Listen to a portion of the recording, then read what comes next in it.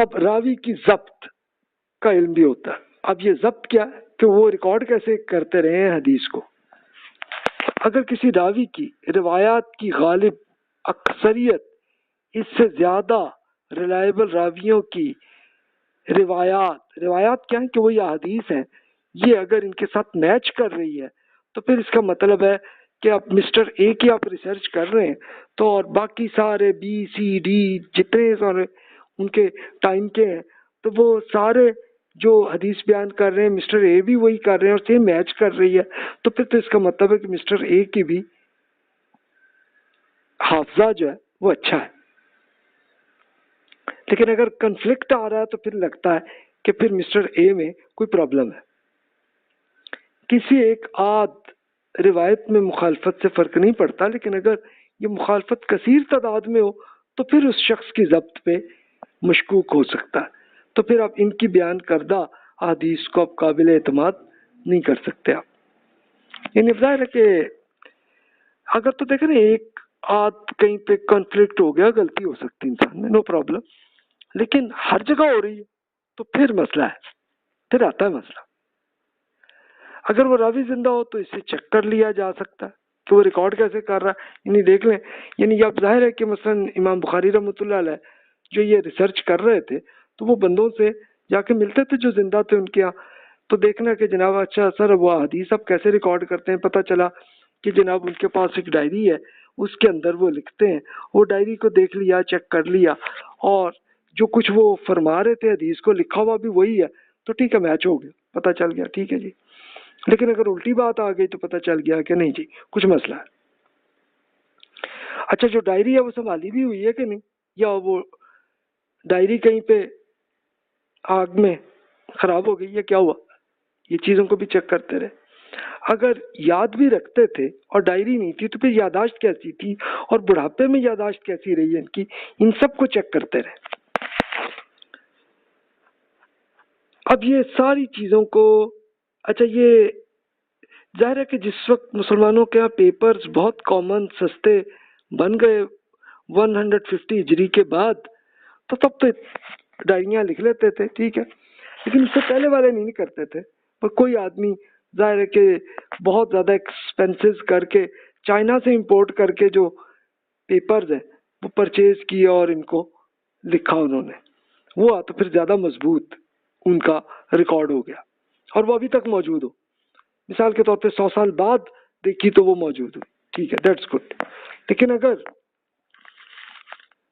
نہیں ہے تو پھر اس کا مطلب ہے کہ پھر یہ دیکھنا پڑے گا کہ ان کا برین کیسا رہا، یاداشت کیسی رہی، ان سب کو چیک کرنا پڑتا. پھر اس کے ساتھ کیا جرح تعدیل کے بغیر کسی وضاحت کے قبول کر لیا جائے یا نہیں. یعنی تعدیل وہ ہے کہ ہی از ایکسیپٹیبل.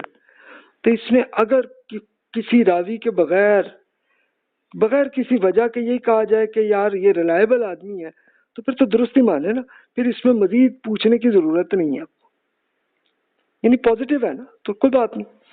لیکن اس کی وجہ یہ بھی ہے کہ اگر کسی شخص کے عادل ہونے کے بہت سی وجوہات ہو سکتی ہیں اور ان تمام وجوہات کو بیان کرنا مشکل کام ہے، کیونکہ اس کے نتیجے میں تعدیل یعنی ایکسیپٹ کرنے والے جو اسکالر ہیں وہ بتائیں گے کہ اس راوی میں ان برے کاموں کا ارتکاب نہیں کیا، یا اس نے اس نیک کام کا ارتکاب کیا، یہ کوئی کر بھی نہیں سکتا. کیونکہ ظاہر ہے اگر کہا جائے نیک آدمی ہے تو اب ان کی کیا پوری ان کی 50 سال کی زندگی کو پورا تو نہیں آپ لکھ کے نوٹ کر سکتے کہ جناب وہ فلاں دن نماز پڑھی ہے فلاں نہیں پڑھی، یہ نہیں کر سکتے. بس ٹھیک ہے اوور آل ہی آپ کو پتہ چل گیا کہ یار ٹھیک ہے اچھے نیک آدمی تھے، بس اتنی بات. میموری تھی تو میموری ان کی اچھی رہی ہے، بس اتنی کافی ہے. لیکن جب نیگیٹو کمنٹ ہے ان ایکسیپٹیبل ہے وہاں ڈیٹیل کی ضرورت ہے کہ جہاں تک جرح کا تعلق ہے تو اسے بغیر تفصیلات کے قبول نہ کریں. اس لیے کہ بھی اگلے نے نیگیٹو کمنٹ کیے تو پوچھیں بھائی کیوں کیا ریزن ہے، پوری ڈیٹیل لیں، وہ پوری ڈیٹیلز کو آپ نوٹ کریں، ریکارڈ کریں، کر کے آپ کو پتہ چلے گا کہ واقعی یہ مسئلہ ہے. اچھا وہ صرف ایک بندے نے نیگیٹو کمنٹ دیے وہیں پہ بات نہیں آئے گی، دوسروں سے بھی پوچھیں اور ان کے دوست کولیگز क्लास फेलोज, उनसे पूछेंगे तो आपको पता चलेगा ना। सारे अगर एक ही बात करें फिर आपको यकीन होगा कि यार मिस्टर ए जो है वो रिलायबल नहीं थे। लेकिन अगर मुख्तलिफ आ रहा है मामला तो फिर कोई शख्स किसी रावी से हदीस एक्सेप्ट करेगा, कोई कहेगा कि ये एक्सेप्टेबल नहीं है। इसलिए आपको हदीस में आपको ये फर्क महसूस होगा। एक स्कॉलर मसलन अबू दाऊद साहब, उनको एक्सेप्टेबल करके उनकी हदीस को सही यानी 80-90% लेवल पे उनको हदीस को एक्सेप्ट कर रहे हैं। लेकिन मसलन तिरमिज़ी साहब रिसर्च में उन्होंने ये पता चला कि नहीं भी इस हद तक रिलायबल नहीं, उन्होंने उनकी हदीस को हसन यानी 60-80% के लेवल पे रखा। तो ये इस तरह से रिसर्च ऐसे करती रहे। तो फिर आप कहेंगे कि आप क्या करें, तो आप फिर बहरहाल इसको अभी कंफ्यूजन के लेवल तक ही रखें, फिर आप और स्कॉलर्स का भी देखें। और अगर आपको पता चले कि जनाब मसलन 9 स्कॉलर जो है इनको एक्सेप्टेबल कर रहे हैं, तादील कर रहे हैं, और सिर्फ एक स्कॉलर जरा कर रहे हैं, तो उनकी जरा की वजह को भी देखें, और वजह भी कुछ नहीं है तो फिर इसका मतलब इनको कोई गलती हुई होगी, फिर वो जो 9 स्कॉलर है उनकी बात दुरुस्त है। और अगर कोई 5 इनको एक्सेप्टेबल कह रहे हैं, कुछ अनएक्सेप्टेबल कह रहे हैं, तो फिर इसमें कंफ्यूजन है, फिर तो ये ज़ईफ है, कमज़ोरी है इस मामले में। फिर आप उनकी हदीस को भी ज़ईफ ही समझेंगे कि यार ये कमज़ोर हदीस है जो इन्होंने बयान की। फिर आप उस हदीस को दूसरी ऑथेंटिक हदीस के साथ मैच करेंगे, अगर वही बात है तो फिर तो ठीक है, ऑथेंटिक हुई, और अगर नहीं है तो फिर इसका मतलब है मसला है। अगर दूसरा नुक्ता नज़र ये भी मौजूद है कि अगर किसी रावी पर इल्ज़ामात मौजूद है, उसकी कोई जरा की तफसील नहीं, जरा का मतलब वही उनकी अनएक्सेप्टेबल की तफसील नहीं है, तब भी इस रावी की हदीस को कबूल करने में एहतियात करें। इसी सूरत में ये लाजमन देख लिया जाए कि हदीस किसी और सनद से मैच कर रही है कि नहीं कर रही। इसकी वजह यह है कि ये सब मामला रसूलुल्लाह सल्लल्लाहु अलैहि वसल्लम की हदीस का है, जिसको कबूल करने में एहतियात बरतने में उम्मत में पूरी उम्मत का इत्तफाक है, क्योंकि रसूलुल्लाह सल्लल्लाहु अलैहि वसल्लम की तवातुर से अहादीस है कि जिसमें बता दिया कि भी मेरे खिलाफ कोई झूठ ना करना। इसके लिए सहाबा किराम रज़ियल्लाहु अन्हुम में भी अबू बकर और उमर रज़ियल्लाहु अन्हुमा जैसे सहाबा वो भी इतना एहतियात करते थे यार कि कोई ऐसी बात ना हो जाए कि जो रसूलुल्लाह सल्लल्लाहु अलैहि वसल्लम ने नहीं की और मैं कह बैठूं। ये बहुत एहतियात से ही बात करते थे वो। तो इसलिए ये इस लिहाज से है। अच्छा, कुछ सहाबा जैसे सैयदा आयशा रज़ियल्लाहु अन्हा या इब्न अब्बास रज़ियल्लाहु अन्हुमा या अब्दुल्लाह बिन उमर रज़ियल्लाहु अन्हुमा, तो वो उन्होंने फिर रसूलुल्लाह सल्लल्लाहु अलैहि वसल्लम की इरशादात को नोट किया हुआ था, तभी वो जाके वो बयान करते थे। तो एहतियात वो भी करते थे ना, तो इसलिए आप भी एहतियात करें। अब आइए, आपका एतराज होगा कि यार बंदे पे क्यों भाई, हम बंदे की क्यों उसके वो जांच पड़ताल क्यों कर रहे हैं। तो इसके लिए कुरान मजीद से हम देखते हैं, अल्लाह ताला ने इसका जवाब भी दे दिया हुआ, तो वहीं से हम स्टडी करते हैं। तो अल्लाह ताला ने इसमें बहुत तफसील से सूरतुल हुजरात में आपको एटीट्यूड पे मौजू है, तो वहाँ पे बताया गया है कि आपने मुसलमानों का आपस में क्या एटीट्यूड होना चाहिए। तो वहीं से आप खुद पढ़ लीजिए, देख लीजिए। तर्जमे में आपको इख्तलाफ हो रहा है, कोई किसी और स्कॉलर के तर्जमे में देख लीजिए। तो मैं अर्ज कर देता हूँ, बिस्मिल्लाहिर्रहमानिर्रहीम, या अय्युहल्लज़ीना आमनू इन जाअकुम फासिकुम बिनबइन फतबय्यनु अन तुसीबू कौमम बिजहालतिन फतुस्बिहू अला मा फअलतुम नादिमीन। ए अहले ईमान, अगर इस पुकारने वालों में से कोई फासिक यानी अनरिलायबल आदमी आपके पास कोई अहम खबर ले आए, तो इसको अच्छी तरह से रिसर्च कर लिया करें।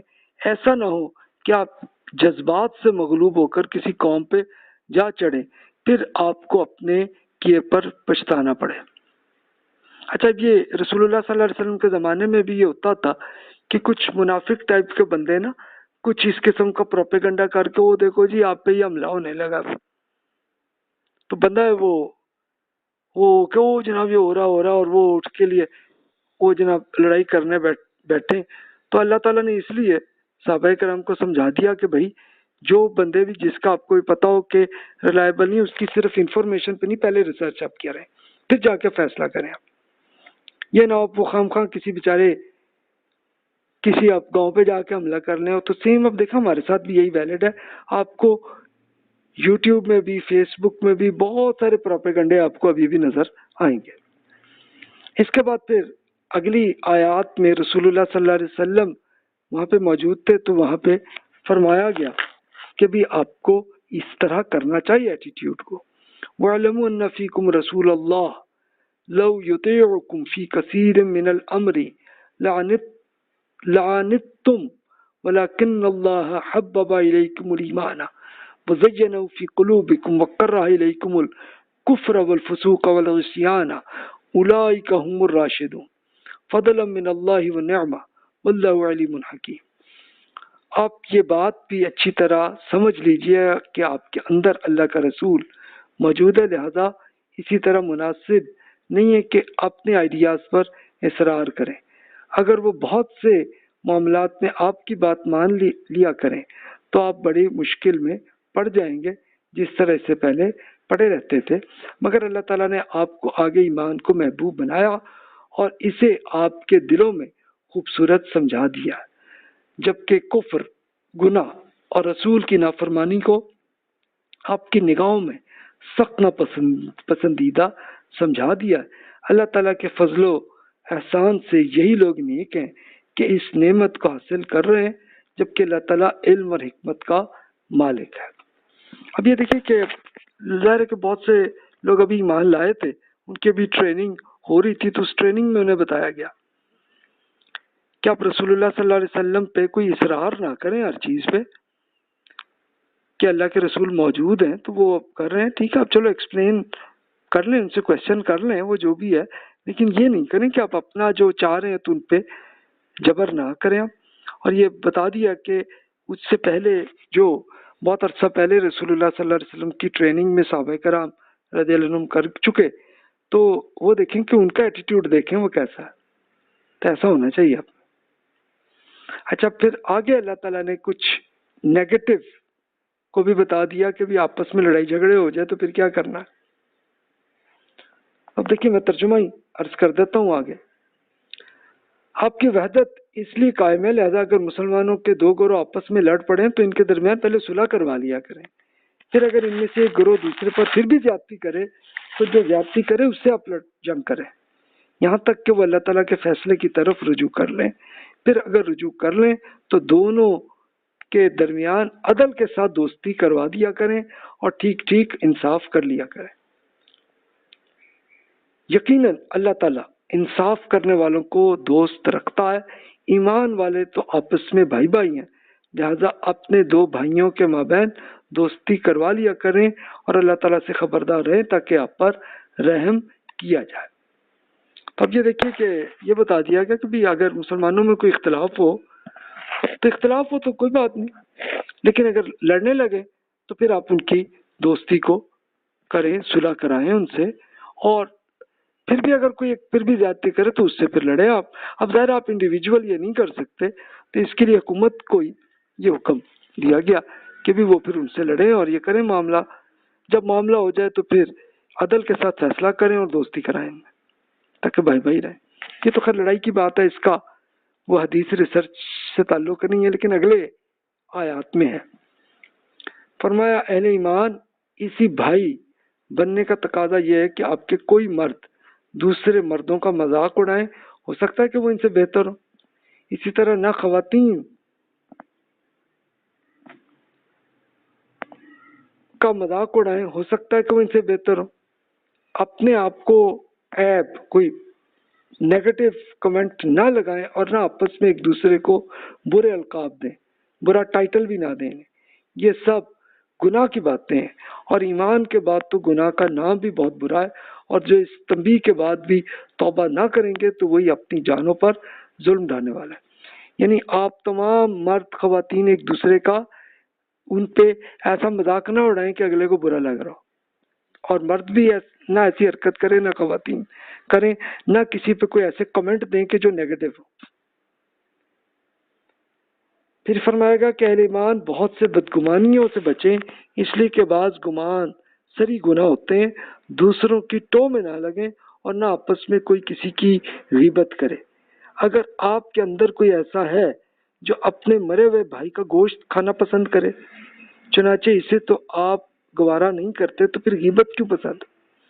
اب اللہ تعالیٰ سے خبردار رہیے، یقیناً اللہ تعالیٰ بڑا ہی توبہ قبول کرنے والا ہے، اس کی شفقت ہمیشہ کے لیے۔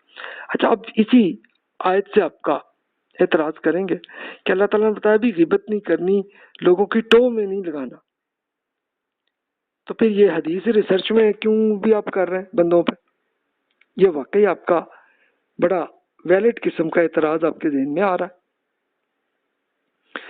تو یہ دیکھیے کہ جس آدمی سے کوئی معاملہ نہیں ہے، کچھ تعلق نہیں ہے، اس میں تو کچھ نہیں کرنا، لیکن ظاہر ہے کہ جب اس میں پہلی آیت میں آپ دیکھیں کہ بھی یہ آپ کو پہلے بھی یہ بتا دیا گیا کہ بھی اگر بندے میں اگر کوئی فاسق یعنی کوئی ایک غلط حرکتیں والا، یعنی جس کی انفارمیشن موجود ہو آپ کو پہلے، تو وہ آئے تو پھر آپ اس کام کو تو ریسرچ کیا کریں نا، تو اس لیے یہ کرنا پڑا۔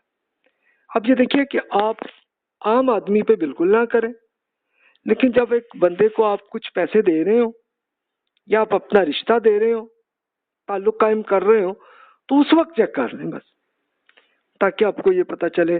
اس کے لیے آپ پھر وہ سورۃ البقرہ کی آیت 282 میں دیکھیں گے کہ جب آپ کریڈٹ دیں تو اس کا پورا ڈاکومنٹ آپ کر لیا کریں، تاکہ آپ پہ کوئی فراڈ نہ ہو، تو اس کا حکم دیا گیا۔